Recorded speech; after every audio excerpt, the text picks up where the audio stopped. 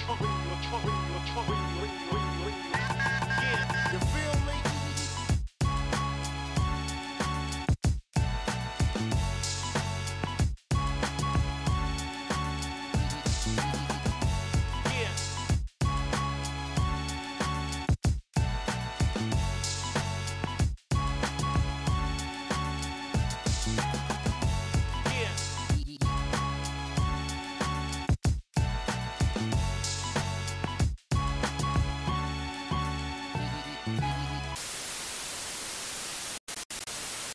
Je ziet het, we zijn er weer.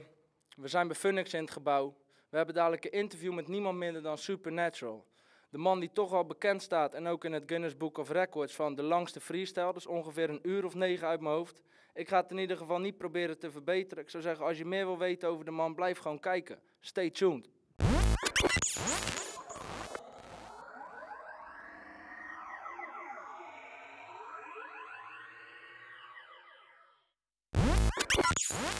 Je bent nog steeds welkom bij jezelf. Mijn naam is Buju. Ik zit hier met niemand minder dan Supernatural. Je ziet het, de mannen zijn in het land geweest. Hij is op een tour geweest met KRS-One. Supernatural, how are you, man? I'm good, chilling. Glad to be here today. Are you enjoying the Netherlands? Yes, very, very much. Every time I come to the Netherlands, every time I'm in Holland, they always show me a very, very good time, all the time. Good to hear, good to hear. How do you came in contact with hip-hop? Oh, man. True story. My first contact with hip-hop music had to be, I would have to give that to my mother. My mother and father were very, my mother had me young, you know what I mean? She was a young mother, and she loved music, and she bought records every Friday. You know, after she would get her paycheck, she would go to the local record store and she'd buy records, and this record, Rapper's Delight, came out. And she went and bought the record and brought it home. And I was still young. I wasn't really paying attention when they first played it. But I remember one day I was listening and the music did something to me. I was like, wow, what is this? They're rhyming. It's cool. And it was that vibe you feel. And I remember just listening, sitting in my room, because they were in the living room, you know, grown folks' time. And I was in my room and I was listening to that record. And I said, when they leave, I'm on that record. And as soon as they left, they used to work third shift, they would leave at night. I would take that record out and I would put it on and I would listen to it for hours. That same record. Yeah. Other ones I'd check too, but this record was the only one that had rap on it. And I thought it was amazing until one day I flipped the record over and discovered there was an instrumental with no words. So I started rapping the song over the instrumental till I got bored. And then one day I was like, you know what, I wonder if I could make my own. And hence the freestyle was born, and that was the introduction to me. That's how I was actually birthed into freestyling, and that was my first encounter with hip-hop music, was through my mom. So I guess I owe my career to Minnie Price. Anything in life can be learned, you know, as long as there's some type of technique that's applied, and freestyling is a technique.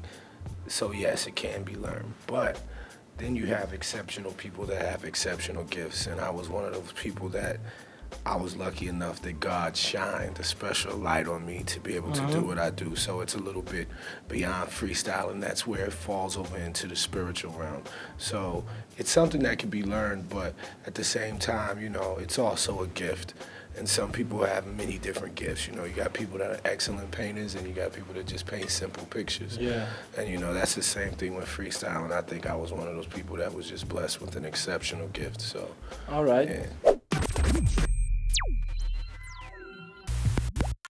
Rock the Bells. Can you tell me something about that? Rock the Bells, rock the bells, rock the bells. Rock the Bells is a hip-hop platform that started out in a club in Los Angeles, a small nightclub in Florentine Gardens. And from there, it just expanded into a world-class hip-hop platform. So basically, this guy named Chang Weisberg, who was a business partner that I worked with, he decided to put together this night, and the night got so popular that people started looking forward to these shows because we always brought the best hip-hop that we could possibly have. All the groups that you know and love have played Rock the Bells. So Rock the Bells began to get this mystique around it, and it started to grow, and then it expanded into a tour, and from a tour, you know, we came over to Europe. You know, Rock the Bells is pretty much a name that is synonymous with hip-hop. And it's probably one of the last true shows that we have in the United States where you can get that much hip hop in one day. Me and KRS-One, our connection started in New York City in 1994. I had a radio show in New York called Live from the Underworld with the freestyle fanatic Supernatural. And I had a team of cats that we called the Bomb Squad. And we used to have everybody come to the show. I mean, I had Craig Mack, Big E, Cuban Links, Fat Joe, you know, the Cocoa Brothers, Buckshot. Everybody used to come to my show. If you was a hot MC, you came to this show. And one night, KRS-One rose through with Mad Lion.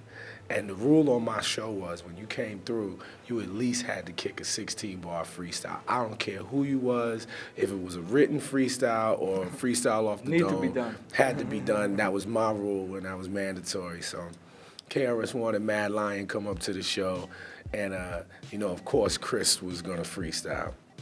So we throw on the beat, and Chris goes in, Mad Lion goes in, and then I go in on my freestyle like I would do every Thursday. The show was every Thursday, and I bodied it.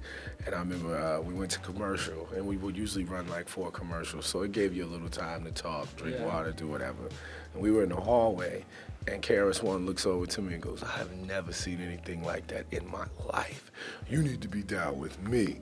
And we just ended up hooking up. And we had a little run, and I think I worked with him for like 2 years, and I toured. And then we shied away from each other because I had to identify myself as who I was as an MC. And sometimes when you travel under the umbrella of another rapper or another artist that's like KRS, you know, people started to associate my style as being his style.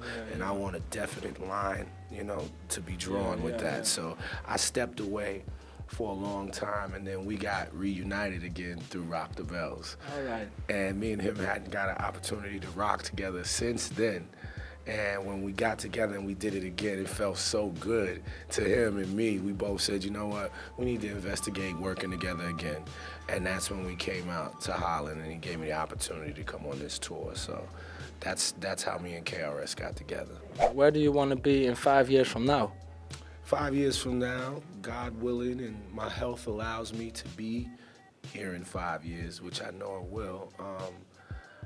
I want to still be doing music, but I want to have myself spread out into so many other avenues. I have so many other talents that I would like to exploit via the art, you know, visual, you know, movies, books, you know, all of those type of things. Because as you do get older, you have to give people your experiences. And I think I've had enough experiences in my life to write a couple of books about. So that's what I see myself in 5 years from now. Well, is there something you want to tell to the people, or you want to say something? Yes, definitely. I just want to tell everybody to make sure you check me out on my website. That's www.mcsupernatural.com. Look out for my new album. I have 2 albums coming out simultaneously in different parts of the world. I have the Verbal Self-Defense album for America and the Freestyle Warrior album that will be coming out for Europe and Asia. So make sure you look out for these things. And we're currently under works for my documentary film talking about the history of freestyle and my life. So these are the things we want you to look out for. You know, the supermarket coming soon. Hold your head. Make sure you stay strong, stay healthy, keep hip-hop alive, and never let them tell you that this music does not affect and change the lives of people around the world. I'm in Holland and was born in Indiana by way of New York City, so this music must have some effect. You know what I mean? Keep it pushing. One love.